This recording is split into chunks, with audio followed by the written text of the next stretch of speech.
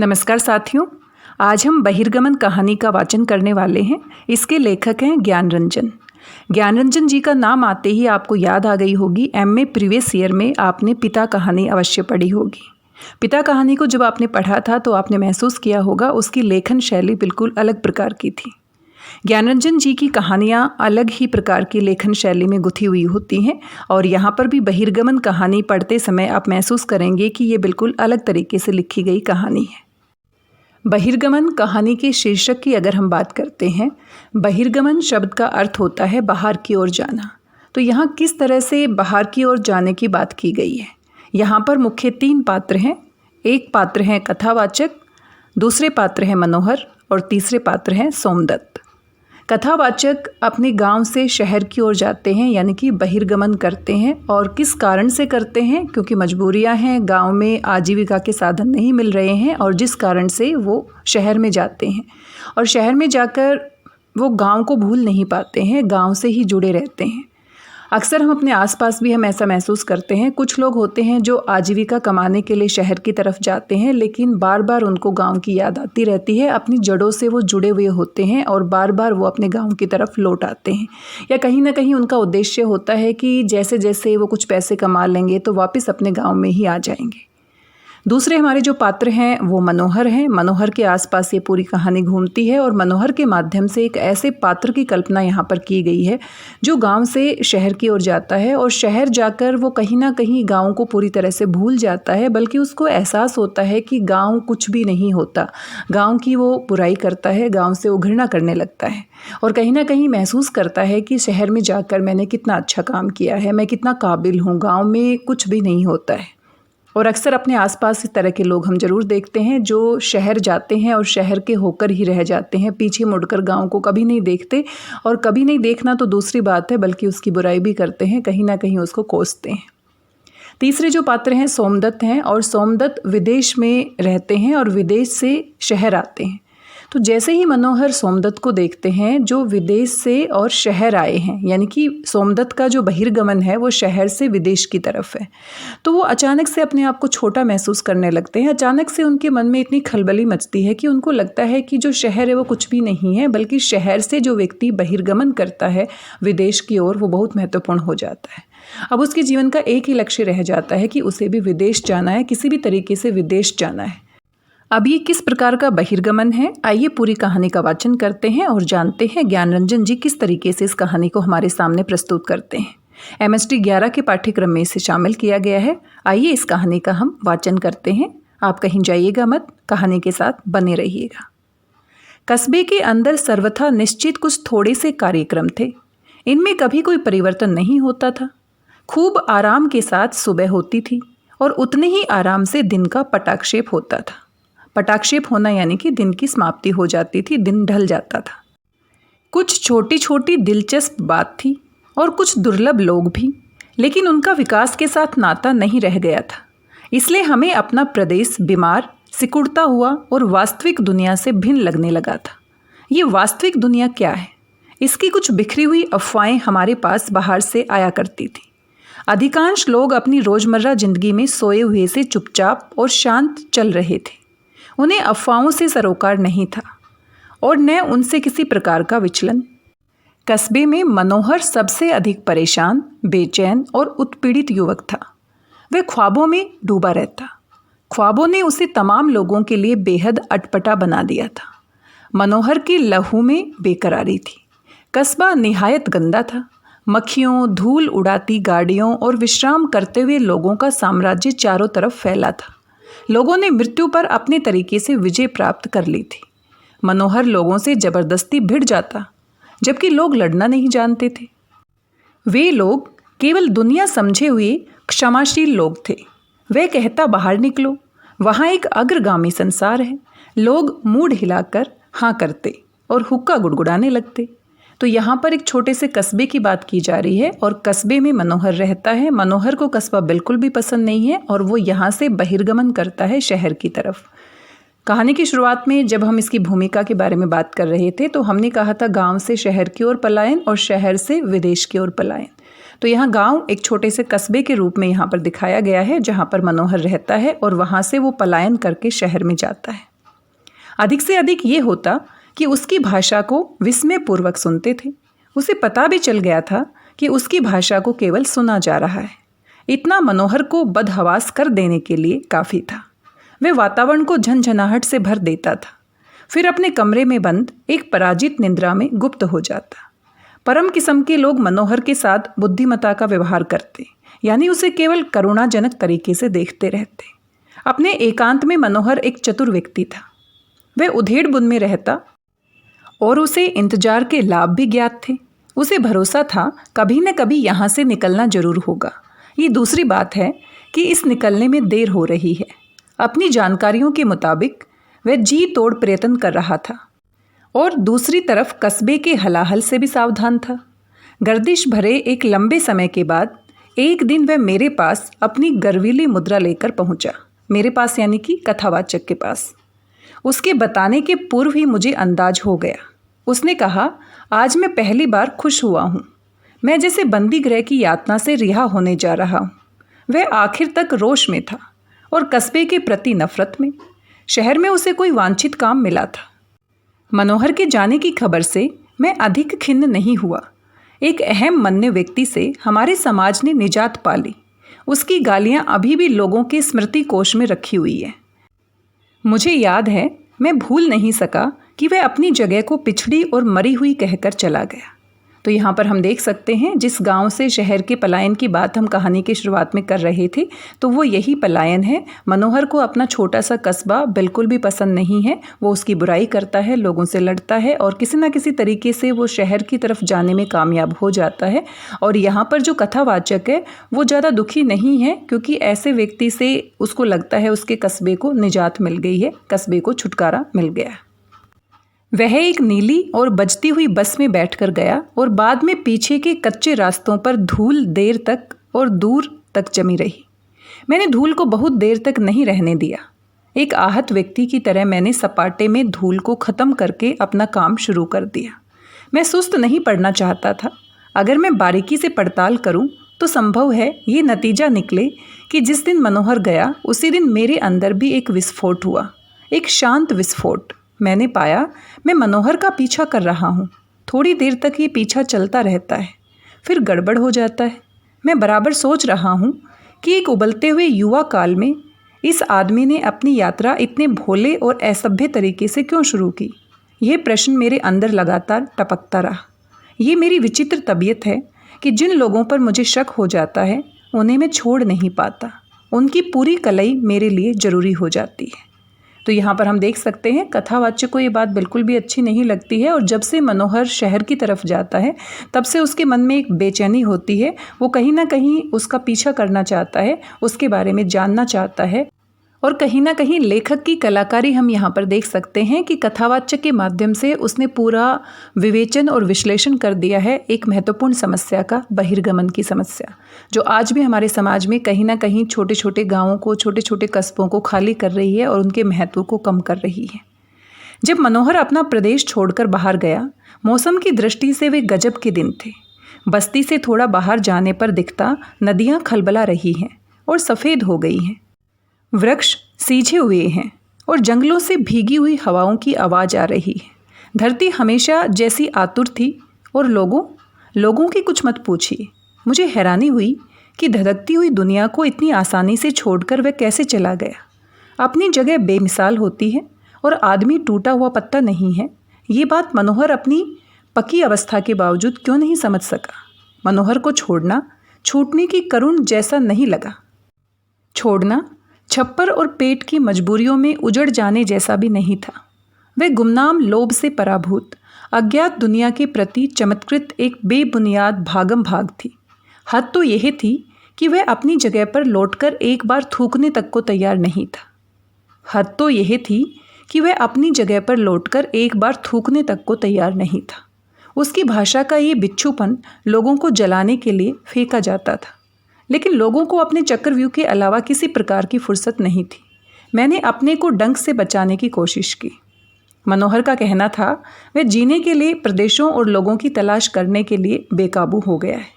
कस्बे में रोमांच मुर्दा हो गया है। यह एक नितांत मनोरंजक घोषणा थी, जबकि सच्चाई यह थी कि उसने मूलतः जीने से ही इनकार कर दिया था। मेरी माँ ने, घर के नाऊ ने, पुराने मास्टर साहब ने, पंडित और पोस्ट मास्टर जी ने, यहाँ तक कि उस ड्राइवर ने भी, जो बस में बैठकर मनोहर को एक दिन कस्बे के बाहर छोड़ आया था, बारंबार मुझसे यही कहा, छोड़ो भैया, अपना काम करो, सीधी राह चलो, दुनिया ऐसी ही है। इस भुरभुरे तरीके से रहोगे तो जवानी के जाने पर केवल पछतावा ही हाथ आएगा। बेहतर है पैसा जोड़कर एक साइकिल ले लो और मौका लगे तो ज़मीन का एक टुकड़ा। लोग बेहद शरीफ थे। वे जो कुछ भी कह रहे थे वे बरसते हुए प्यार जैसा था। मुझे गुस्से का अनुभव हुआ, पर मैंने कभी गुस्सा नहीं किया। फिर मैं अपना काम तो कर ही रहा था। मैं मनोहर की गर्दन घोंटने का इरादा नहीं रखता था।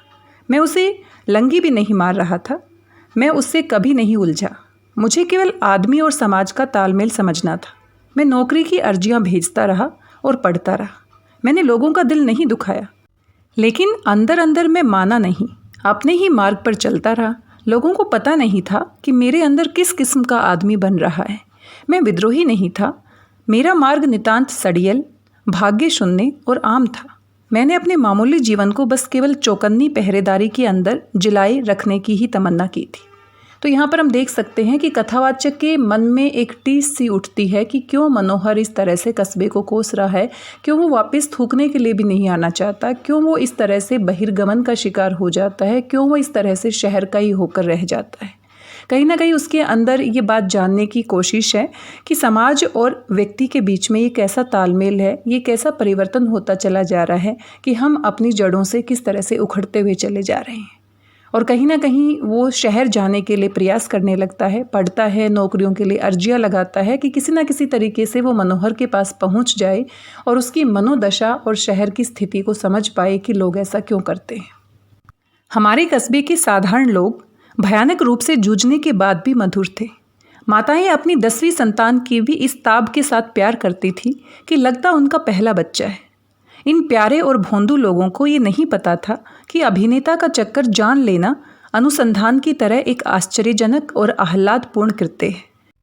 मैं एक पुख्ता आदमी बनने की अभिलाषा लेकर पिछले 25 वर्षों से कछुआ बना हुआ हूँ। इस बीच अपनी जगह को छोड़कर अनगिनत लोग चले गए। इनमें से कितने ही वे लोग जिन्हें दुनिया की रफ्तार ने अवाक कर दिया और फिर शहर चले जाने के अलावा उनके पास दूसरा कोई भी रास्ता नहीं था। गतिवान लोगों का ये अनुभव, जी हाँ अनुभव, क्योंकि निर्णय करने के लिए किसी भी सामाजिक राजनीतिक दर्शन से पूरी सहायता ले सकने में वे असमर्थ हैं। गतिवान लोगों का ये अनुभव है कि मैं जैसे तैसे 25 वर्ष पहले की ही स्थिति में पड़ा हुआ हूँ। मैं हिल नहीं रहा हूँ और मुझे अपनी उबासी भरी दुनिया से मोह है। वास्तव में हमारे बहुत से साथियों में तमाचा खाकर भी विचलित न होने की अद्भुत कुवत थी। वे कदम मिलाने के लिए बौखलाए हुए दौड़े चले जा रहे थे। इसलिए मान लेना मूर्खता होगी कि वे अपने समय के सभी लोगों को जान लिया गया है। मैंने तय किया कि मैं शंकास्पद स्थिति में नहीं रहूँगा। मुझे इन लोगों के बारे में अपने इन यकीन को खोजना है कि ये जीवन की अटूट श्रृंखला को तोड़ने की घात में लगे हुए हैं। धीरे धीरे मनोहर को गए 1 वर्ष बीत गया। मेरी नौकरी नहीं लगी और मुझे लगा कि अब सड़ जाने, निर्जीव हो जाने में अधिक देर नहीं है। ये समय मेरे ऊपर कसाई के चाकू की तरह चल रहा था। मुझको लगा कि मैं डगमगा जाऊंगा। इस बीच दिल्ली शहर से मनोहर की खबरें आने लगी थी। ये खबरें मनोहर के पतन की नहीं थी। मेरी बातों पर लोगों का भरोसा उतरने लगा। लोगों का मूड यह था कि जैसे मुझे क्षमा करने पर उतारो हूँ। एक बार गजट में मनोहर का फोटो भी आया। उसमें वह मोटा ताजा लगता था। गजट सारे कस्बे में घूम रहा था। गजट बिल्कुल मैला और जर्जर हो गया था। फिर भी लोग उसे देख रहे थे, देखते थे और बातें करते थे। वे मनोहर के रंग पर खुश थे। माँ ने मेरी तरफ उदासी से देखा। उस वक्त मैं भी गजट में मनोहर का फोटो चोरी से देख रहा था। उसने कमज़ोर आवाज़ में बताया, लोग कह रहे हैं मनोहर ने दिल्ली शहर पर अपना झंडा गाड़ दिया है। जब कहीं कोई तिनका नहीं मिला, कहीं कोई किरण नहीं दिखी, तो मनोहर ने मुझे एक छोटे से काम के इंतजाम के बारे में लिखा। मुझे मालूम पड़ गया कि मेरे पिता ने उसे गिड़गिड़ाकर लिखा था। उसके काम और मेरे काम में राजा और भंगी जैसा फ़र्क था। इसके पहले कि मैं निश्चिंत होता, उसने मुझे तपाक से कहा, देखो ये दिल्ली है, बहुत ऊंचा शहर। यहाँ अपना गंवई रांगड़पन मत दिखाना। यहाँ बड़े बड़े लोग 1 मिनट में चलते फिरते नजर आते हैं। उसने मुझे उस समय तक साथ रखा जब तक उसकी शान की समस्त स्थितियों से मैं परिचित नहीं करा दिया गया। बाद में उसने कहा, अपना बंदोबस्त खुद करो और कभी कभी आ जाया करना। जब तक मैं उसके साथ था वह हर थोड़े समय के बाद मुझे बता दिया करता था कि मैं कभी न भूलूं, ये दिल्ली है। पता नहीं वह मुझे आतंकित कर रहा था या सावधान, और मैं एक बेहया की तरह मन ही मन हंसता रहा। मेरी हंसी का ये तात्पर्य नहीं था कि मैंने शहर पर काबू पा लिया है। मैं एक छोटी जगह का बाशिंदा था, मैं केवल सीख सकता था। मेरी हंसी की वजह दिल्ली का तकिया कलाम था। आए हुए मुझे मुश्किल से कुछ महीने हुए थे। मनोहर ने जो भी किया वह संभ्रांत होता गया, लेकिन वह बेहद संतुलित था। उसने गरीब और साधारण लोगों के प्रति अपनी दिलचस्पी कभी नहीं छोड़ी। टैक्सी वाले से वह जैसा बर्ताव करता वैसा भाईचारा आजकल केवल समझदार लोग ही कर सकते हैं। वह चांदनी चौक जलेबी खाने जाता और दुकानदार से चीनी की कालाबाजारी की पूछताछ करता था। वह मुझे पुराने निजामुद्दीन की गलियों में तंग हालत में पड़े लोगों की तस्वीर दिखाने ले गया। उसने मुझे सारे नरक धीरे धीरे दिखा दिए, लेकिन वह मुझे अंतर्राष्ट्रीय चकाचौंध के स्थानों पर साथ नहीं ले गया। भव्य और आभिजात्य की जगहों में उसके साथी दूसरे हुआ करते थे। वह मुझे लाल किले के मैदान में अक्सर ले गया। यहाँ मुझे अपने कस्बे जैसा लगता था। वह मनोहर की सूक्ष्म बुद्धिमानी थी। मैदान में बैठकर हम मूंगफली खाते, उड़ती हुई पतंगों को देखते और अपने कस्बे की बातें करते। वह कस्बे पर बहुत दया दिखाता था। सब कुछ हो जाने के बाद वह रुमाल झाड़कर उठ खड़ा होता, मुझे बस में ढकेलकर चला जाता। मुझे पता था अब वह सीधे ला बोहिम में जाएगा। मैंने उसके पास कभी हंसना पसंद नहीं किया और न उसके बर्ताव से अपमानित अनुभव किया, लेकिन क्या मैं इतना भी नहीं समझ सकता था कि वह व्यक्ति भेदी और चालाक है? तो यहाँ पर हम देख सकते हैं, जब कथावाचक शहर में चला जाता है और शहर में जाकर नौकरी करने लगता है तो किस तरह से मनोहर उसके साथ बर्ताव करता है। वो ये दिखाने का प्रयास करता है कि वो कस्बे को आज भी सम्मान देता है, लेकिन यहाँ पर कथावाचक उसके मन की बात को जान जाता है कि किस तरह से वो दिखावा करता है। वो सिर्फ उतना ही उसे दिखाने की कोशिश करता है जिससे उसकी शान और शौकत जानी जा सके। बाकी बहुत सारे ऐसे मुद्दे हैं जिनके बारे में वो छुपाता है, जैसे कि अंतर्राष्ट्रीय जगह पर जाना हो तो वहाँ पर उसके साथी अलग होते हैं। मनोहर की असलियत सूंघने महसूस करने के बावजूद मैं उस पर आक्रमण नहीं कर सकता था। अभी मेरे पास कानूनी दुनिया को प्रभावित करने वाले प्रमाण नहीं थे। पर्दा उठाने की घंटी बजने में अभी पता नहीं कितनी देरी थी। मैंने अपना समय गंवाया नहीं। मैं किसी भी प्रकार से बौद्धिक समारोह में शामिल नहीं हुआ। मैं ऐसे अवसरों के लिए नाकाबिल और अटपटा था। मैं अपने परिवार समेत एक फिजूल के शहर पर चिपका हुआ था। मुझे नौकरी करनी थी, बच्चे पालने थे और थका देने वाले इन टिटम्मों के साथ साथ एक अटूट आदमी की परीक्षाएं भी देनी थी। देखते देखते प्रस्तुत समय पर मनोहर खिंची हुई रबड़ की तरह फैल गया। वह गुणनफल की तेजी से बढ़ता जा रहा था। वह गदरा रहा था। उसका कस्बे वाला ठूंठ अब लापता हो चुका था। मैंने उसे अधिकतर ऊंचाइयों और शाम में जगमगाते देखा। रेस्तराओं में वह हमेशा ही लोगों से घिरा हुआ होता। उसको देखकर लगता था कि वह नगर का मौलिक व्यक्ति है या मूल व्यक्ति। मुझे या मुझ सरीखे खुरदुरे लोगों को ऐसे स्थानों पर देखते हुए उसकी आकृति मुद्राओं के तमाशे में व्यस्त हो जाया करती थी। गोया आइसक्रीम खाना केवल एक बहाना है। असल चीज़ है उसका डूबा हुआ वार्तालाप, समाज चिंता और सतत रहने वाली एक राष्ट्रीय परेशानी। वह किसी भी अवस्था में बैठा हो, यही लगता है वह मंच पर सक्रिय है। मैं समझ गया वह गुसल खाने में भी अशांत रहता होगा और हाथ पैर फेंकने, मुट्ठियाँ कसकर, जबड़े भींचकर कुछ बोलने के बाद ही एक लोटा पानी बदन पर डालता होगा। रजाई की गूदड़ से बना हुआ ये पुतला देश के मंच पर उस समय बेपना बिजली पटक रहा था। उसने साहित्य को धर्म कांटे में तब्दील कर दिया, दूध का दूध और पानी का पानी। उसकी कविता में तुक बेहद नुकीले और भौंक देने वाले थे। टटोलते टटोलते एक ऐसा समय आया जब मनोहर इंसानियत संपन्न आवाम की नाड़ी पकड़ ही ली। उसने नाड़ी छोड़ी नहीं। उसकी सीख यह थी कि मैं आम आदमी हूँ और उसे खोजने के लिए भटक रहा हूँ। मैं ये कहने को तीव्र इच्छा रखता था कि लोगों सावधान, अपनी आस्तीन झटको, लेकिन मैं केवल अपने को ही सावधान बनाने के अलावा कुछ नहीं कर सका। मनोहर का गणित लाजवाब था।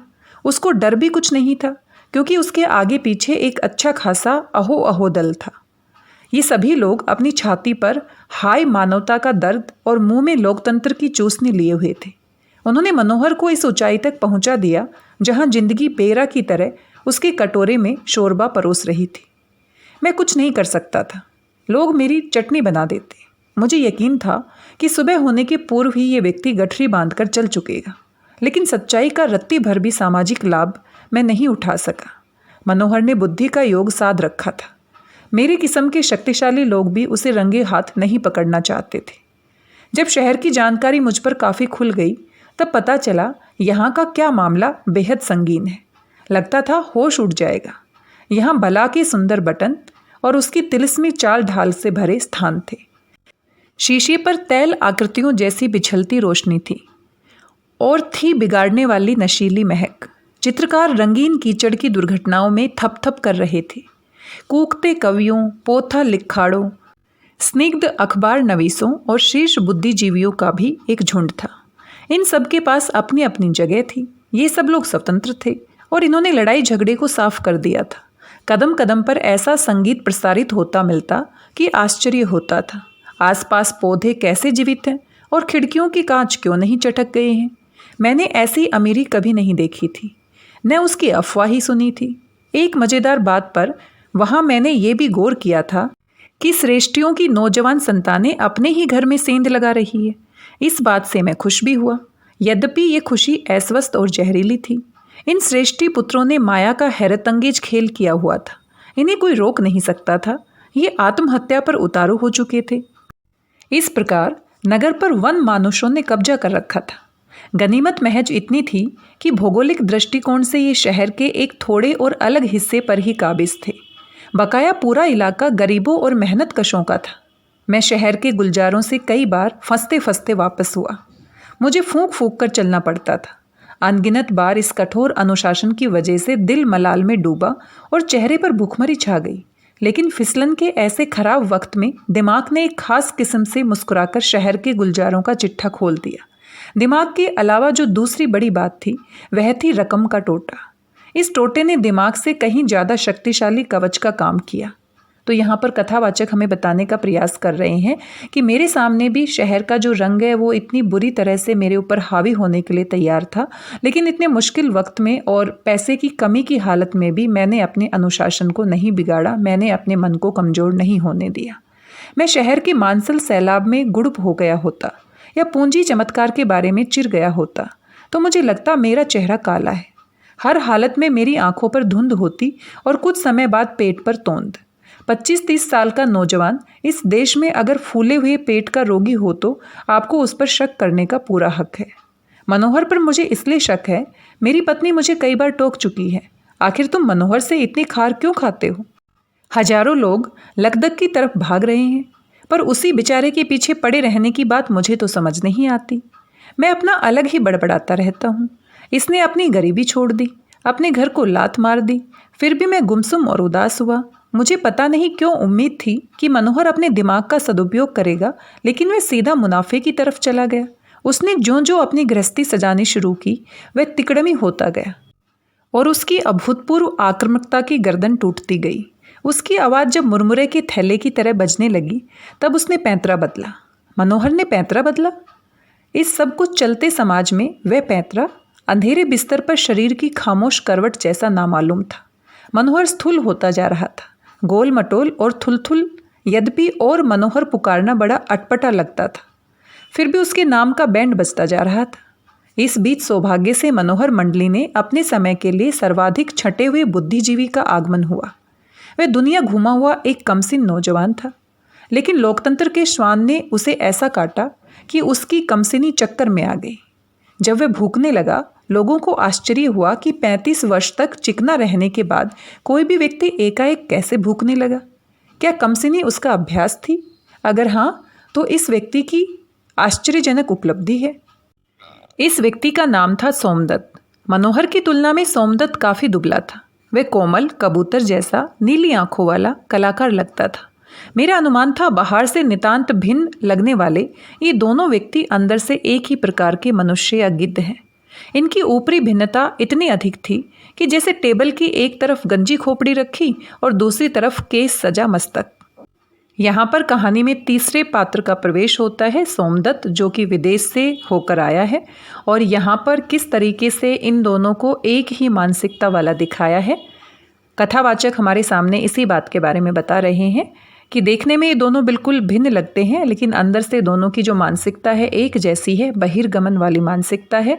किस तरह से अपने छोटे से कस्बे को छोड़कर मनोहर ने शहर में अपनी दुनिया बसा ली है और वो कस्बे की बुराई करता है। सोमदत्त विदेश में रहता है और किस तरह से उसके लिए शहर, जो मनोहर के लिए बहुत बड़ी बात है, लेकिन विदेश में रहने वाले सोमदत्त के लिए शहर एक छोटे कस्बे के समान ही है। मैंने गौर से देखा, सोमदत्त के बदन के खुले हिस्सों पर कहीं कोई जख्म या फुंसी फोड़े का दाग नहीं था। ये मेरी बचपन की धारणा थी कि केवल राजा रानियों, परियों और राजकुमारियों का शरीर बेदाग होता है। उनकी मांसपेशियां उभरी नहीं, निंद्रित थी। तनाव केवल उस थोड़े समय चालू होता जब उसे भूखना होता। तो हम यहाँ पर देख सकते हैं सोमदत्त का बोलना यहाँ पर भूखने के रूप में दिखाया गया है कि वो बात नहीं करता, बल्कि किस तरीके से वो अपनी बुराइयाँ करता है, अपने शहर की बुराइयाँ करता है। जिस प्रकार से मनोहर अपनी छोटे से कस्बे के बारे में बातें करता है, बाहर से तो वो दिखावा करता है, कस्बे की बहुत सारी बातें करता है कथावाचक के सामने, लेकिन अंदर से वो कितना सम्मान करता है वो कथावाचक कहीं ना कहीं समझ जाते हैं। उसके वस्त्रों पर धूल नहीं थी, तिनके नहीं थे और न सिकुड़न। सुना ये जाता था कि इस व्यक्ति की प्रेमिकाएं हांगकांग से लंदन के बीच फैली हुई हैं। मैं सोमदत्त के अंदर प्रेमी की सौभाग्यपूर्ण हलचल को खोजते खोजते थक गया। वह कौन सा जीवन नुस्खा है इसके पास जिसने इसके सभी दुख मार दिए हैं और ये सफलता की गर्द को स्वाद के साथ चाट रहा है। मैं हैरान था, पर इसके अलावा और क्या हो सकता था कि सोमदत्त बुद्धिमता का सफल आधुनिक मोला होता जा रहा है। मनोहर का ताजा हाल यह था कि वह अब केवल अनिवार्य किस्म की ही शारीरिक हरकत करता। वह सूत्रों में बोलता और प्रश्न उत्तर के जंजाल से बाहर उदासी के साथ विश्राम करता रहता। यह उदासी किसी खास किस्म का गड़बड़ झाला नहीं थी, ये मनुष्य के अंत की उदासी थी। कई प्रेम, कई भरे हुए अल्बमों, कई साक्षात्कार, कई उद्घाटन, कई अध्यक्षताएं, कई बार टेलीविज़न और कई डेलीगेशन के बाद उसने समझ लिया कि जल्दबाजी की जरूरत नहीं। जीवन की एक दो सफलताएं, एक दो उद्देश्य ही बाकी बचे हैं, जबकि उम्र बमुश्किल अभी आधी भी नहीं ढली है। सोमदत्त हवाई जहाज से उतरकर एरोड्रोम से बाहर आया। एक क्षण के लिए ठिठका, इतने बड़े मुल्क में मुझे लेने वाला क्या एक भी व्यक्ति नहीं है, जबकि उसे जानने वालों की संख्या इस समय 1 लाख से भी अधिक हो सकती है। लेकिन मेरे आने की खबर किसी को नहीं है। ये सोचकर वह एक क्षण में पूर्ववत हो गया। हवाई अड्डे की औपचारिकताएं निपटाकर उसने टैक्सी ली। उसका कोई घर नहीं था, उसके पास केवल पासपोर्ट और वीज़ा के बंधन थे। वह कहीं भी बो सकता था, कहीं भी उग सकता था, कहीं भी काट सकता था। उसकी पुकार थी भूगोल और राजनीति की सभी रुकावटें टूट जाएं। फिर भी इस सनातन संसार में जन्मभूमि और भाषा की मिर्च उसे परेशान कर रही थी। इस शहर में एक ऐसा ही व्यक्ति था जहाँ वह सीधे बिना इतला के जा सकता था। वह मनोहर था। बाकी लोग जो नागरिकता के राष्ट्रीय नियमों के अनुसार हिसाब किताब रखते थे, उसे भूल रहे थे। सोमदत्त इसलिए वापस हुआ था कि उसे पुनः याद किया जाने लगा और मातृभूमि में अपनी पताका एक बार फिर से फहराकर फिर कुछ समय के लिए तसल्ली के साथ प्रवासी हो सके। अपने इस कर्तव्य के लिए वह कई बार आना जाना कर चुका था। यहाँ पर हम देख सकते हैं कथावाचक हमें ये समझाने का प्रयास कर रहे हैं कि सोमदत्त अपनी मातृभूमि से प्रेम करता है, इसलिए वो देश में नहीं आया है, इसलिए अपने मातृभूमि के पास नहीं लौटा है, बल्कि वो इसलिए यहाँ पर आया है ताकि यहाँ के लोग उसे भूल ना जाए। बार बार वो इसीलिए आता है ताकि उसका मान सम्मान यहाँ पर बना रहे। और हम सभी जानते हैं जब कोई भी व्यक्ति विदेश में नौकरी करने चला जाता है या विदेश में रहना शुरू कर देता है तो देश में उसकी मातृभूमि में उसका सम्मान कितना बढ़ जाता है, लोग उसको कितना महत्व देना शुरू कर देते हैं। टैक्सी भागती रही। उसने कभी कभी बाहर देख लिया। ये एक सुनसान तरीके का देखना था। परिवर्तनों के प्रति वह दिलचस्प नहीं था। उसके लिए एक मामूली बात थी। कहाँ Frankfurt, Berlin, New York, Paris, London और कहाँ दिल्ली। उसका मित्र मनोहर अब तक काफ़ी उन्नत अवस्था को प्राप्त हो चुका था। उसने सोमदत्त को देखकर ठंडा आश्चर्य प्रकट किया। तुम आ गए? मुझे बहुत अफसोस है कि मेरे कई बार मना के बावजूद तुम यहाँ वापस आ गए। यहाँ कुछ नहीं बचा है। वैसे वह खुश भी हुआ कि उसके कमरे में विदेशी लेबल लगा कीमती सामान रख दिया गया है और उसका नामी दोस्त अब कुछ समय के लिए शहर में उसके दाएं बाएं रहेगा। आगंतुक खिला हुआ और तरोताजा था। उसके ऊपर यात्रा कहीं नहीं दिखती थी। वह तत्काल गुसल खाने से आया लगता था। सोमदत्त ने कहा, ये सब फिजूल की बातें छोड़ो, देखो मैं बियर की कितनी बोतलें ले आया हूँ। देखते ही देखते उसने कुछ नहीं तो एक के बाद एक 7-8 बोतलें बिस्तर पर लुढ़का दी। इन्हें फ्रिज में रख दो। मनोहर ने लगभग कराहते हुए कहा, मैं समझता हूँ तुम मेरा उपहास नहीं कर रहे हो, लेकिन फ्रिज में जल्दी ही खरीद लूँगा। यहाँ वोल्टेज में हेर फेर होता है और दूसरे पावर गायब रहता है। सोमदत्त ने बहुत मामूली सा सुना। वह एक पल को परेशान हुआ। फिर इन बोतलों का क्या होगा? दिल्ली बेहद गर्म है और मैं बेहद प्यासा हूँ। बर्फ़ है। मनोहर ने इत्मीनान से बर्फ़ साफ की और चुपचाप तोड़ने लगा। ऐसा लगा सोमदत्त को बर्फ़ से खुशी नहीं हो रही है। मनोहर आवश्यकता से अधिक चुप था, जबकि परिस्थितियाँ वाचाल होने की थी। मैं एक परिवर्तन तुम्हारे अंदर देख रहा हूँ, सोमदत्त ने कहा।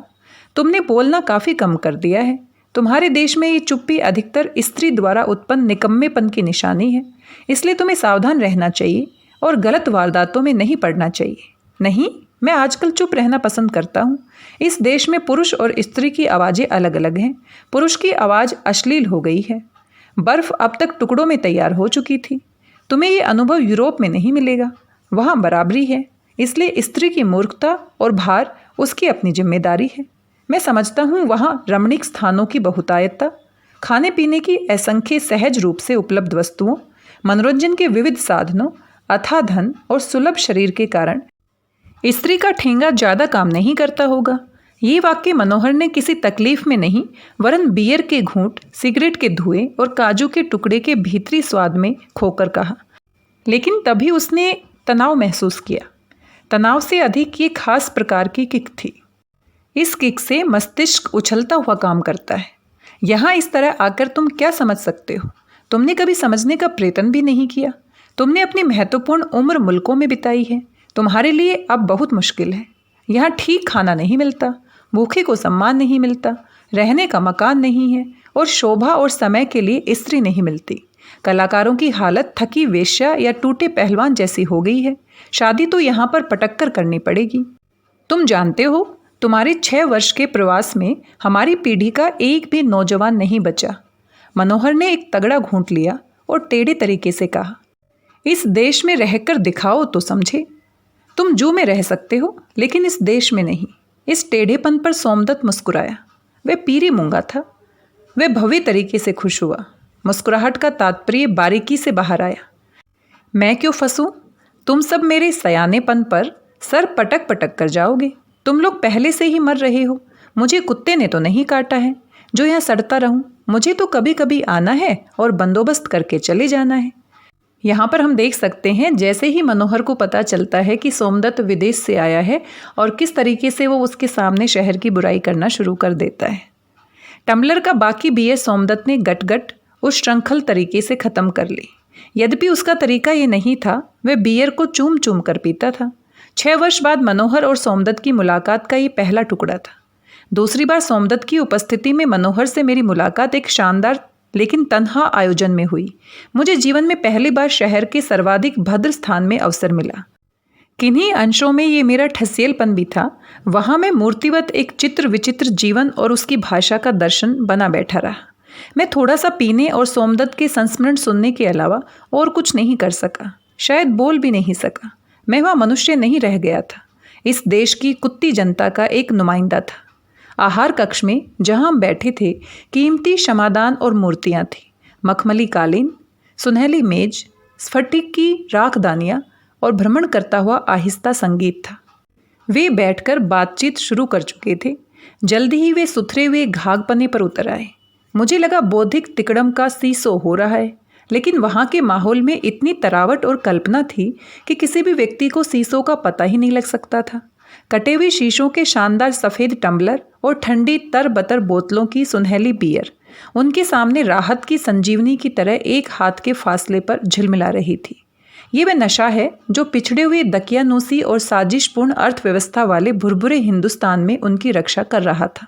इस वातावरण में मेरी हवा बंद थी। मैं सामान्य नहीं रह पाया। मैं थोड़ा ललचा भी रहा था। सोचा, अनुभव इतनी बुरी चीज़ नहीं है कि उम्दा वस्तुओं के मामले में बिल्कुल आध्यात्मिक भाव धारण कर लिया जाए। मैं कोई देह से ऊपर उठा व्यक्ति नहीं था। यद्यपि मुझे संदेह था कि मनोहर और सोमदत्त उस व्यवस्था को ढील दे रहे हैं जो हर जगह धूल की तरह घुस जाती है। कहीं ये धूल मेरे अंदर भी तो प्रवेश नहीं कर रही। इन लोगों के जीवन में पिछला कुछ समय ऐसा भी था जब ये होशियार नहीं थे और मुश्किलों में घिरे पड़े थे। आज इन्हें दुख है कि तब वर्तमान नुस्खा न जानने की वजह से अतीत में उन्हें कुछ कठोर वर्ष गुजारने की बेवकूफ़ी करनी पड़ी।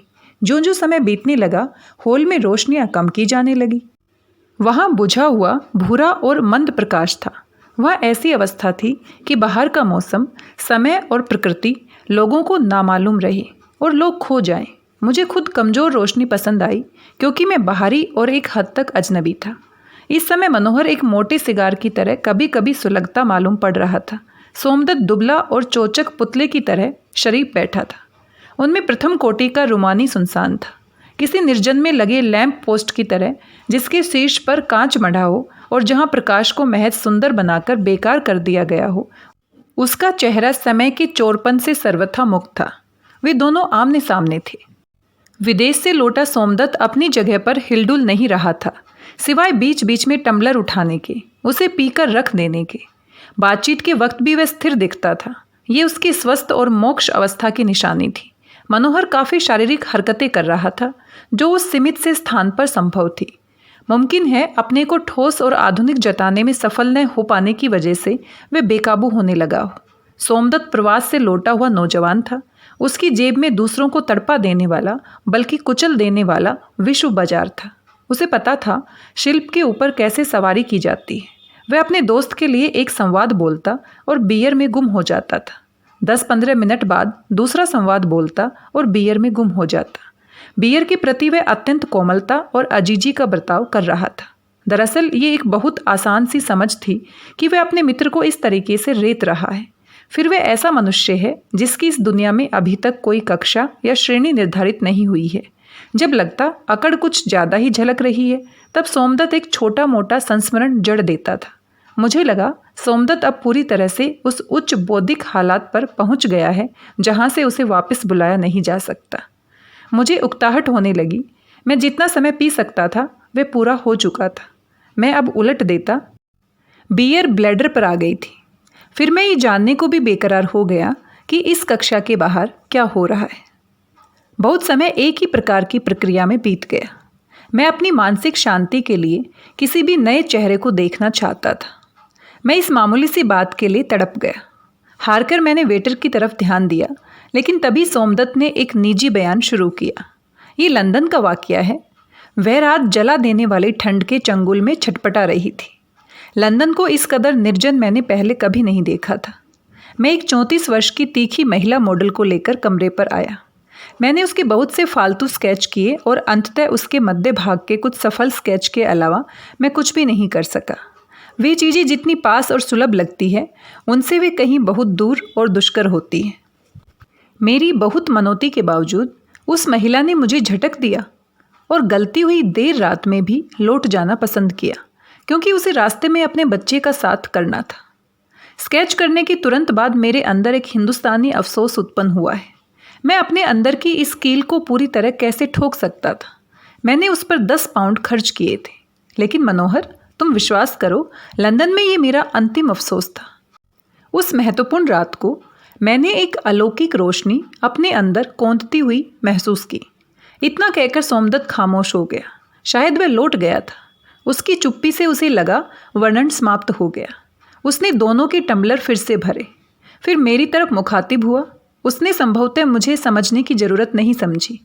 एक तपाक से बनाई हुई याद का उसने मेरे प्रति प्रयोग किया और कहा, आप भी पीते जाइए। छूटे हुए घटनाक्रम को उसने शुरू किया। उस महिला के चले जाने के बाद मुझे रात को 1 बजे पत्नी के हॉस्टल जाना पड़ा। रास्ते में मैंने सोचा, आखिर इस कठिन और मूर्खतापूर्ण काम में मैं क्यों लगा हुआ हूँ। लेकिन मैं रुका नहीं। मैंने कमाल किया। उस जबरदस्त रात को मैं 30 मील गया। पत्नी ने घड़ी देखी और बेरुखी के साथ कहा, खेद है, तुम्हारा इरादा पूरा नहीं हो सकता। इस बेवक्त मैं अपने को तैयार करने में असमर्थ हूँ। तब रात के 2:30 बज चुके थे। मेरे कोट पर काफ़ी बर्फ़ थी।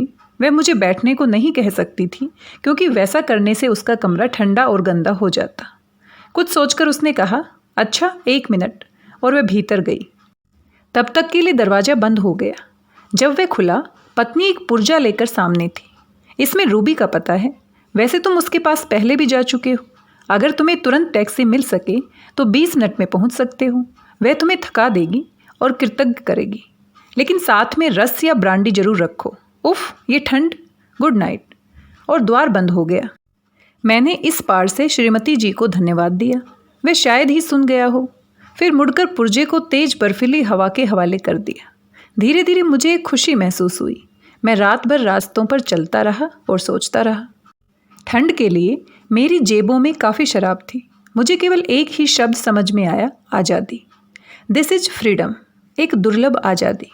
अंत के इस दार्शनिक मोड़ पर मनोहर ने एक गहरी और ठंडी सांस ली। इधर इस संस्मरण के साथ ही सोमदत्त का क्रम पूरी तरह टूट गया। ऐसा नहीं कहा जा सकता था। उसने एक चोट और की। मैं यहाँ बार बार आता हूँ, पर यहाँ की भूमि, यहाँ के आकाश का मेरे लिए क्या मतलब रह गया है? मनोहर, बोलो, क्या मतलब है मेरे यहाँ आने जाने का? इस आज़ादी के बिना क्या कहीं रहा जा सकता है? जहाँ तक तुम लोगों का प्रश्न है, तुम्हारी इस आज़ादी से कभी मुठभेड़ नहीं हुई, लेकिन अपनी गुलामी तुम्हें कभी नागवार नहीं लगेगी। सिगरेट सुलगाते हुए सोमदत्त ने पूछा, तुम क्या सोचते हो? कुछ नहीं। मनोहर ने थूक मुंह में इकट्ठा किया, पर उसे जगह का ख्याल आ गया। सुंदर जगहों में उसे थूकना कहाँ आता था। उसने थूक वापस लौटा लिया। जंगल में शिकार न हो तो शिकारी कब तक झक मारता रहेगा? सोम, यहाँ केवल निब और स्याही है, रंग और ब्रश है। इतने मात्र से क्या हो सकता है? घटनाएं बंद हो गई है, उमस भर गई है। यहाँ बैठे रहने के अलावा यहाँ कुछ नहीं किया जा सकता। दुर्भाग्य से समस्त सुखद और करुणाजनक घटनाएं समुद्र पार घट रही हैं, इसलिए वहाँ लोग रचनारत हैं और हम तनावहीन रक्तपात में सैलानी की तरह घूम रहे हैं। सोमदत्त ने विशेष ध्यान नहीं दिया। वह मनोहर से फुसफुसाकर बोला, जल्दी खत्म करो, अभी खाना बाकी है और ये निर्णय भी बाकी है कि तुम्हें अपने समाज पर आक्रमण करना है या नहीं। वह खुद ही बोला, मेरी राय यह है कि तुम यहाँ से हटने की तैयारी शुरू कर दो, लेकिन अब तुम देखोगे कि दिल्ली कितनी बदल गई है। मनोहर मात्र एक दुबका हुआ श्रोता नहीं बने रहना चाहता था। उसने अपनी पहचान को अलग करना चाहा। दिल्ली में अब काफ़ी आक्रामक गतिविधियां हैं और तनाव भी, और लड़कियां खूब दुस्साहसी, बुद्धिमान और आज़ाद हो चली हैं। कहते हुए वह किंचित शर्माया होगा, ये लड़कियां उनके घर की ही लड़कियां हैं। सोमदत्त ने मनोहर की तरफ ध्यान से ताका। मन में सोचा, तो ये है भोंदू हिंदुस्तानी। अभी तुम्हारे पास फार्मूला प्रेमिका और बीवी, इन 2 तरह की देसी औरतों की जानकारी के अलावा और क्या है? सुनिए, कुछ सोचते हुए सोमदत्त ने कहा, वहाँ की बात बताता हूँ। वहाँ 18 साल की लड़की अपने 4 मर्द मित्रों को एक पूर्व नियोजित आयोजन में बुलाकर एक क्षण में उन्हें विभोर कर देती है। वह उनके बीच खड़ी हो जाती है, लगभग घिरी हुई। मर्द दोस्त जब तक उसकी छातियाँ गुदगुदाते हैं, 1, 2, 3, वह लॉन में खड़े अपने प्रेमी की बाएं हाथ की पिस्तौल से उड़ा देती है। इसके बाद वे पांचों दौड़ते हैं, लाश को जंप कर जाते हैं और ठहाकों से बगीचा गूंज जाता है। ये स्त्रियां हैं जिन्होंने पुरुष को अदम्य साहस से भर दिया है और वे खतरनाक रास्तों पर चल पड़े हैं। मनोहर ने कहना चाहा, ऐसा मैंने हॉलीवुड फिल्मों में भी देखा है, पर वह बुरी तरह हड़का और आतंकित था और नानी की कहानी की तरह सुन रहा था। बेहतर होकर बोला, ये सुअर और गधों का देश है। पिछले वर्षों में ये देश बिल्कुल बर्बाद हो गया। अब यहाँ जीवन की गुंजाइश नहीं। मैं बराबर सोचता हूँ और समझ नहीं पाता कि तुम यहाँ वापस क्यों आए। तुमको पूरी तरह समझने में अभी समय लगेगा, लेकिन क्या तुम्हें अंदाज है कि ये बात तुम मुझसे 3 बार पहले भी कह चुके हो? नशे की हल्की लपट में सोमदत्त बोलने से अधिक गुर्राया। मैंने पाया सोमदत्त मनोहर के साथ बिल्कुल वैसा व्यवहार कर रहा है जैसा कि मनोहर ने कभी मेरे साथ किया था। यहाँ पर हम देख सकते हैं मनोहर और सोमदत्त के बीच में जो बातचीत हो रही है, वहाँ पर मनोहर बार बार शहर की बुराई कर रहा है और बता रहा है कि शहर रहने लायक नहीं है। कुछ समय पहले वो ऐसी ही बातें कस्बे के बारे में करता था। उसको लगता था कि कस्बा रहने लायक नहीं है। मनोहर ने मार खाने और गिर पड़ने जैसा अनुभव किया, पर उसने सोचा उसका साथी अगर शराब और भोजन का बिल चुकता कर देता है तो ये मार फिसलन चल जाएगी। फिर उसे ये भी लगा कि अभी मुझे अपना बहुत विकास करना है, इतना विकास कि सोमदत्त पिछड़ जाए, इसलिए मुझे घायल होने की ज़रूरत नहीं है। उसने कड़वा घूंट चुपचाप पी लिया और अपने चेहरे को मदिर तनतनाहट में ढकेल दिया। धीमी रोशनी की वजह से उसका चेहरा जाहिर नहीं था। एक बारगी पीकर उसने सोचा, ठीक है खरगोश, अभी मैं कछुआ ही सही। इस मुलाकात के बाद अंदरूनी तौर पर मनोहर काफ़ी दुखी रहा, लेकिन दोनों मित्रों ने मिलकर शहर में जल्दी ही अस्तित्व की साजिश शुरू कर दी। सामाजिक जीवन में एक नया दौर और गहमा गहमी शुरू हुई। बुद्धिमानों को भी तो आखिर कुछ करना था। दुनिया उन्हें पुकार रही थी। वे हाथ पर हाथ धरकर बैठे रह सकते थे? इन लोगों ने वातावरण में हवा भरनी शुरू की। अखबार, टेलीविज़न, प्रकाशकों और कला संस्थानों को इन्होंने हलचल से भर दिया। तब पता चला कि शहर में केवल 2 ही व्यक्ति नहीं हैं। ऊँघती हुई बहुत सी मांदें थी, वे यकाएक खुल गई। मैं खुद इस सरगर्मी पर विस्मित था। इतने सारे लोग यहाँ हैं। मनोहर और सोमदत्त ने लिखा, पढ़ी, संपर्क और फिक्र करने का काम आरंभ किया। जहाँ भी नायक मारा गया, इन्होंने आवाज़ दी। इन्होंने राम रावण का प्रश्न समाप्त कर दिया। उनका कहना था, मृत्यु में व्यक्ति केवल मानव है। असंख्य लोगों ने इनकी आवाज़ को चीखते हुए ग्रहण किया। इस जमात ने जूझते हुए मूर्ख लोगों को दरकिनार कर दिया। कला दीर्घाओं में सुरुचिपूर्ण हाय हाय का प्रदर्शन नियमित रूप से होने लगा। दूर पड़े हुए यहाँ आकर देखते तो पता चलता कि इन लोगों में नीले, पीले, सफ़ेद, लाल सभी रंग मौजूद थे। इनकी दुनिया निहायत मर्म और रोमांचकारी लोकतांत्रिक थरथराहट से भरती जा रही थी। मेरे सामने ये कठिन प्रश्न था, इन महानुभावों में आखिर आपत्तिजनक क्या है? वे बुरी चीज़ों के विरुद्ध हैं। क्रांति के लिए इन्होंने अपना दस्तखत अग्रिम सौंप रखा है। फिर मेरे दिमाग में इनका उल्लू क्यों खींचा जा रहा है? सोमदत्त ने बहुत थोड़े समय में अपने आप को ताज़ा और समसामयिक कर लिया। जब उसने देखा कि काम ठीक से चल निकला है, तब अपने प्रवास की व्यवस्था देखनी शुरू की। इस बार उसकी दिली ख्वाहिश लिबर्टी के सामने से गुजरने की थी। वह गुरु हो चुका था और उसने स्थानीय बाशिंदों का काम तमाम कर दिया। मन में आनंद लिया। मध्यवर्गीय लोगों, अपनी कब्र में करवटें लेते रहो, मैं चला। मनोहर और सोमदत्त जहाँ रहते थे वह एक सुरक्षित स्थान था। वहाँ कोई तैश और हिंसा नहीं थी। वहाँ शरीर, संपत्ति और सतीत्व को बेपनाह चैन था। सभ्यता के ऐसे बाड़े से निकलकर हमारे मित्र सीधे जनता के बीच जाते और दिन भर घूम घाम कर रात के अंधकार में सही सलामत अंदर हो जाते। इन लोगों को बहुत कम समय मेहनत करनी पड़ती। शहर इन्हें कांटे का बुद्धिमानी मान चुका था। लेकिन 2000 रुपये माहवार, उम्दा भोजन और मदिरा, सलीके से बिखराई हुई संपन्न बैठक और आधुनिक महिलाओं की चहल पहल से भरे हुए सांस्कृतिक कार्यक्रमों में से गुजरने के बाद भी भारत भूमि पर वे अकेले थे और जलबिन मछली की तरह तड़प रहे थे। मनोहर तो इधर बहुत ही अधिक तड़पने लगा था। असलियत यह थी कि पिछड़े हुए देशों में तरक्की करता हुआ अर्थशास्त्र उनके सामने एक न एक नई दिक्कत पेश कर देता था। सन 8 में उसने सोचा था 4000 रुपये हो तो जरूरी वस्तुओं से पूरा हो जाएगा। आज वे सोचता है 20,000 से कम नहीं लगेगा और वह इस देश में नामुमकिन है। सोमदत्त की बुलंदी ने मनोहर को पटरी पर से उतार दिया।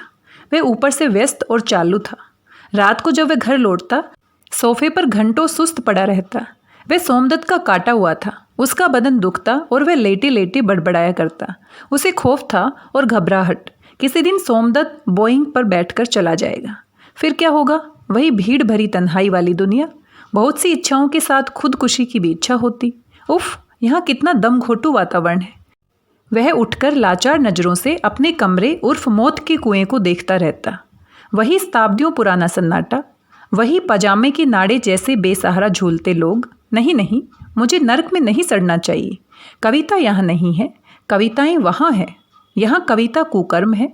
कविता और जेल के बीच यहाँ एक सीधी सड़क है। कमरे में वह अपने से बात कर रहा था। वहाँ मैं फंस गया हूँ, यहाँ मैं पैदा हो गया हूँ। बकते बकते मनोहर की कंपकपी हो जाती। काम समाप्त हो चुका था। दिन पलटने जा रहे थे। सोमदत्त कभी भी जा सकता था। मनोहर की शामें जैसे तकलीफ में थी। उस दिन सोमदत्त अपने वर्तमान आवास की अंतिम शराब लेकर आया। मनोहर के लिए उसने सीढ़ियों पर से ही घोषणा की, मेरे कागज आ गए हैं, गुड बाय कभी भी हो सकता है। मनोहर सोफे पर गुड़ी मुड़ी पड़ा था। वह एक कमजोर रोगी की तरह उठा। मालूम पड़ा वह रो रहा है। सोमदत्त को आलिंगनबद्ध करके वह रोता रहा। काफ़ी देर तक सोमदत्त असलियत नहीं समझ सका। मुझे यहाँ नहीं रहना है, मैं यहाँ नहीं रह सकता, मैं साथ चलूँगा, मुझे तुम मरने से बचा लो। भावावेश में वह सोमदत्त के पांव पर गिर पड़ा। सोमदत्त ने मनोहर को वापस सोफे पर बिठा दिया। पागलपन छोड़ो, एक ताकतवर आदमी जैसा बर्ताव करो। मनोहर अपनी जिद पर मूर्ति जैसा अड़ा हुआ था।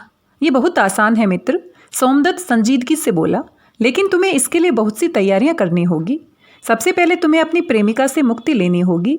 यहाँ अपनी पूंछ छोड़कर तुम्हारा जाना मुनासिब नहीं है। तुम्हारे दिल को देखते हुए मुश्किल काम है, लेकिन मैं सोचता हूँ अगर तुम अपने माँ बाप और घर को छोड़ सकते हो तो प्रेमिका को क्यों नहीं छोड़ सकते। सोमदत्त सिगरेट जलाकर कमरे में चहलकदमी करने लगा। मनोहर अब हिलने डुलने लगा। उसने भी सिगरेट सुलगाई। मैं तुम्हारी मदद कर सकता हूँ, सोमदत्त ने कहा, लेकिन तुम पहले वादा करो, तुम समझने का प्रयत्न करो कि प्रेम कुछ नहीं, सिर्फ पालतूपन है। दूसरे दिन मनोहर चिंताजनक आधुनिक सन्निपात लिए हुए सोफे पर पड़ गया। वह जानता था सुधा के आने का वक्त क्या है। उसने आंखें खोली, माथे पर बल भरे हुए थे। सोफे पर वैसे ही पड़े हुए खड़ी औरत से पूछा, तुम कौन हो? क्या दरवाज़ा खुला हुआ था? सुधा मुस्कुराई, बड़े मूड में हो आज। मनोहर चीख पड़ा, अजनबी औरत, चलती बनो। मैंने समझ लिया है, मुझे प्रेम या स्त्री किसी की भी ज़रूरत नहीं है, लेकिन मैं चीज़ नहीं हूँ, प्रेमिका हूँ सुधा। क्या जनाब ने आज ज़्यादा ही पी ली है? मनोहर जैसे शून्य की तरफ मुड़ गया था। निस्सार हंसते हुए बड़बड़ाया, प्रेमिका? धन्य हो तुम प्रेमिकाओ। अच्छा सुनो, पास आओ। छोटे से अंतराल के बाद वह बोला। सुधा कुछ डरी, जैसे उसे किसी विक्षिप्त के पास जाना हो, लेकिन वह कुछ और पास गई। बताओ प्रेमिका की बच्ची, क्या तुम मुझे गोली से उड़ा सकती हो? किचकिचाते हुए उसने कहा, क्या तुम 10 भूखे व्यक्तियों के साथ मानवीय सुलूक कर सकती हो? जवाब दो, मैं तुम्हें बोलने की आज़ादी देता हूँ। सुधा सन्नाटे में आ गई और सन्नाटा शोक की तरह धीरे धीरे उस पर छा गया। वह उठी और चाय बनाने चली गई। उसने सोचा शायद इस तरह कुछ रास्ता खुले। वह शायद सिसक भी रही थी। एकाएक क्या हो गया है? मनोहर जोश में बोलता रहा, मैं जानता हूँ तुम्हारे पास उत्तर नहीं है, तुम बस भाग सकती हो। स्त्री, तुम मित्रता के अयोग्य हो, तुम बिल्ली और चिड़िया हो, अधिक से अधिक एक गाय हो। वह सोफे पर खड़ा हो गया। नित्से, तुमने सच कहा था। मनोहर का हाथ काफ़ी समय तक मशाल की तरह उठा रहा। सुधा चाय बनाकर आई। दुर्भाग्य से जब वह चाय लेकर आई उस समय आग पूरी तरह धधक रही थी। मनोहर ने ट्रे पैर से उछाल दी और स्त्री को कमरे से बाहर निकल जाने को कहा, लेकिन ऐसा करते समय सोफे पर खड़े मनोहर का संतुलन बिगड़ गया और वह नीचे लुढ़क गया। कुछ पल वह नीचे पड़ा रहा, स्त्री की तरफ देखता रहा। उसका मतलब था स्त्री सहारे के लिए आती है या नहीं, आएगी तो उसकी ओर गत बनाऊंगा। गिर जाने की वजह से वह बेहद चिढ़ा हुआ था और उसका चेहरा भक भक कर रहा था। सुधा ने उसको मौका नहीं दिया। मनोहर वैसे ही पड़ा रहा। सुधा ने कपड़े नहीं संभाले और न कमरे में बिखरे हुए कांच की परवाह की। वे बाहर निकल गई। मनोहर ने ताज्जुब और आर्तनाद छिपाकर जाती हुई सुधा को पीड़ा से देखा, सावधानी से देखा। ये हुई एक बात। इतने अनुशासन के बाद छाती पर पत्थर रखकर किसी तरह उसने विपल्लवी अनुभव प्राप्त कर ही लिया। तत्पश्चात उसने अपने पिता को दिलासा दिया, मुझे शक्की नहीं होना चाहिए, मैं एक क्रांतिकारी नौजवान हूँ, मैं पतित होने से बच गया। मैंने कभी तय किया था कि मुझे इसी तरह रहना है, मैं विचलित नहीं हो सकता।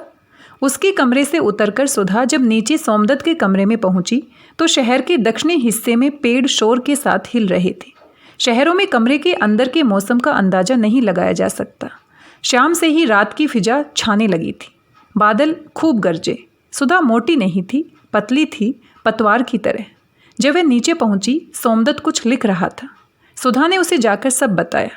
पहले तो वह चुप बैठा रहा, फिर बोला, सुधा तुम ही कहो, मैं क्या कर सकता हूँ? मैं तुम्हें देखकर बेहद उदास हो जाता हूँ। मनुष्य हमेशा ही दुखी है। मैं तुमसे यही कहूँगा कि इस दुख को आज़ादी में बदल दो। पिंजड़े का परिंदा मत बनो। इसके बाद वह आधे घंटे नहीं बोला। इतना ठोस बोलने के बाद चुप रहना ही बेहतर था। सोमदत्त अपने समय का एक अभूतपूर्व ठंडा आदमी था। आप उसे देखकर समझ नहीं सकते थे कि उसके शरीर के किस हिस्से में प्राण मौजूद है। वह अपनी गर्दन हिलाने और जबान चलाने में बिल्कुल पक्षियों जैसी अदा रखता था। कभी कभी वह इतना स्थिर और मौन हो जाता जैसे शव, लेकिन नहीं, वह शव जैसे सुसंस्कृत अवस्था को पहुंच गया था। सुधा को इस चुप्पी के बीच अपने आत्मसम्मान का ध्यान आया होगा। वह उठी और चलने को हुई। सोमदत्त ने कहा, सुधा तुम्हें हट जाना चाहिए। वह चली गई। उसने सुधा को पोर्च में, फिर लॉन से बाहर और अंत में सड़क की पटरी पर देखा। धूल ने सड़क के लैंप्स को घेर रखा था और पीली मटमैली रोशनी वहाँ एक धब्बे की तरह चिपकी थी। झटका करने के बाद सोमदत्त को लगा उसकी आंख सहसा किसी कैमरा आंख की तरह निर्जीव हो गई है, एकटक और बार बार बस एक ही चित्र में गुजर रही है। सुधा अब जा चुकी थी। सोमदत्त ने अपने को स्वच्छता और शांति के लिए झकझोरा। उसे खेद नहीं, ये वांछित था। उसे भौतिक अपार को पार करना था। जिस दिन मनोहर ने सुधा को पहचानने से इनकार कर दिया और उसे कमरे से बाहर कर दिया, उसी दिन से उसका भाग्य चमक उठा। उसे शीघ्र ही विदेश जाने का सुअवसर मिला। दरअसल ये अवसर एक तरह से सोमदत्त की मुट्ठी में था। सोमदत्त ने मुट्ठी खोल दी। लोगों ने देखा मनोहर एक अपूर्व ओजस्विता से भर गया है।